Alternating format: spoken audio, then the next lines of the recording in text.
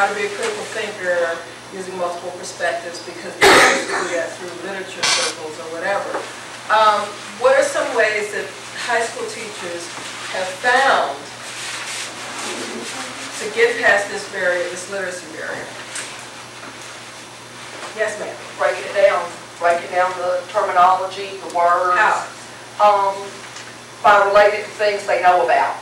Like taking domestic tranquility and making that something that they can relate to, as far as, you know, things. I usually take the word tranquility and tell them to think of something peaceful, you know, a pond with ducks floating on it or something, and then talk about domestic. And they all know what domestic violence is, because you say domestic violence, they know exactly what that is. So I try to tell them to think of the opposite, and then draw that mental picture in your head. And you can draw from, you know, if you can't figure it out, go to a dictionary, but try and figure it out on your own. Use the context clues to figure out what the words mean. And if you can't, then, you know, ask a neighbor, you know, try to think it through, look at the suffixes, prefixes, and try, if you can't still figure out what it means, take that word completely out and leave a blank space, and then see what all words you can put in that blank space. And I do that a lot. I'll write a sentence on the board with something missing, and then ask them to fill in the blank. And the ideas they come up with a lot of times will relate or be a synonym for the word that actually goes there.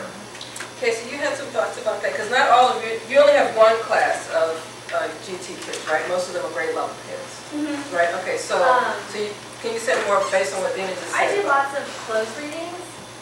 And a closed reading is where you take an excerpt of something. I always use primary sources because they're the best. And what I do is we'll go through and I'll model it a couple times. And what a student is supposed to do, they'll read it as they read. They put question marks next to sentences that are confusing. They put exclamation points next to things that stand out, or they think something surprises them, or I can't believe I just read that. I'll go through it ahead of time and underline words that I think might be difficult, or they have to define them.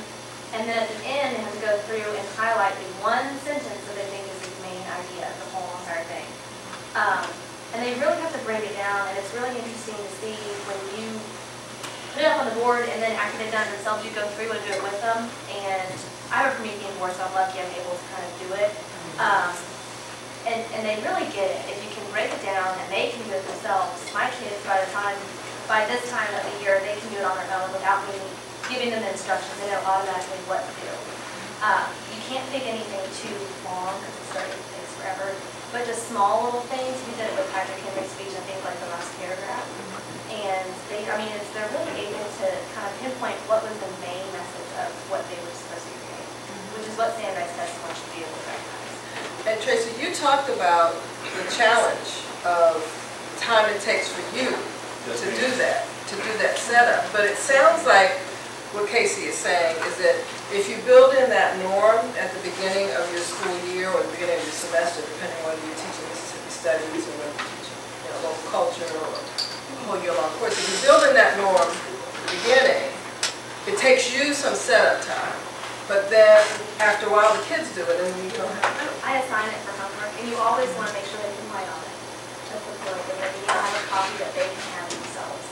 And I'll assign it for homework, and I'll come back and look it together. And it'll take us 20 minutes to go through a document rather than a whole class. Other thoughts about how to deal with this issue of literacy? One thing that I do is like having the knowledge, the understanding, and every Wednesday for some reason we have a short day. So almost in every area for SATP class, there's a movie like Bury Me at Wounded Knee. So what I would do, I'll take that short day and I'll show that movie, because you're going to get the students' attention. I mean, they're going to focus on that. Then once they've seen 30 minutes of the movie, I come back in, come back and reinforce the things that we're talking about in regards to classroom instruction. Then you can find the student after they view maybe 30 minutes of the movie. For instance, in the movie they talk about the Dolls Plan. We talk about the Dolls Plan in Western expansion. Then they make the connection. because, you know, you have to look at how students learn. Some students are visual, audio, and you go through that process. And when you create a foundation, basis, then you can build on vocabulary, certain excerpts you can pull into your lesson plan. If you're doing PowerPoint presentations, they cover that information.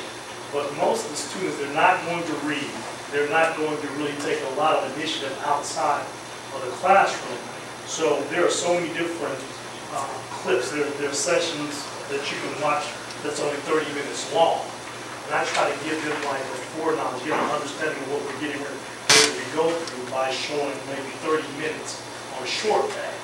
And what that helps me to do, it gives the student a visual of what I'm talking about. Because I'm just going over words, and they can't make that connect. Like I said, we use the term domestic violence in regards to domestic tranquility. And we associate with peace because they can visualize that, because a lot of neighborhoods, they see that. So with the introduction of a 30-minute film or a movie like that, it already gives them a clear visual sometimes of the information I'm putting in words.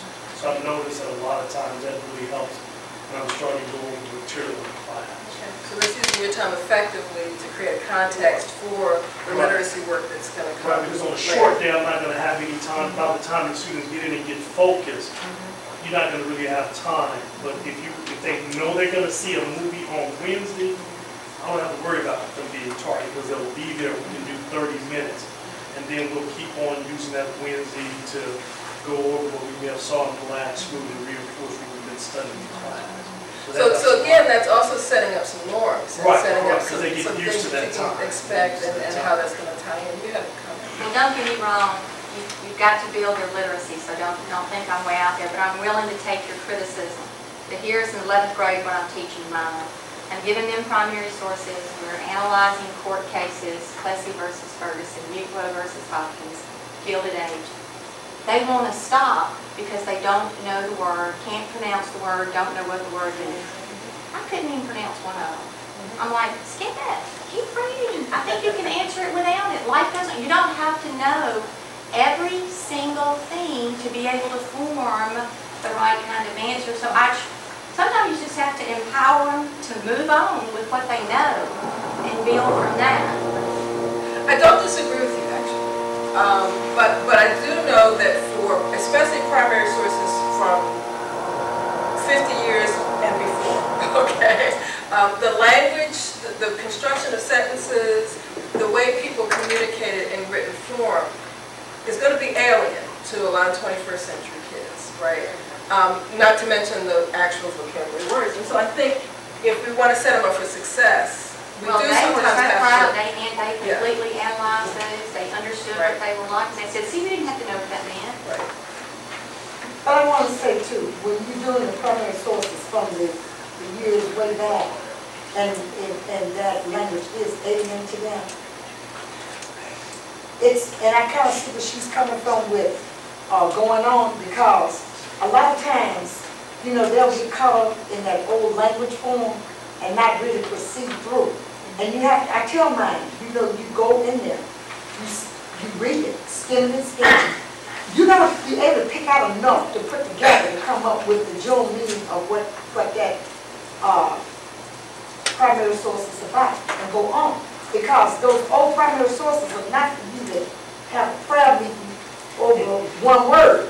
Because if you do, I'm really serious, if you do, you're never going to get out of there.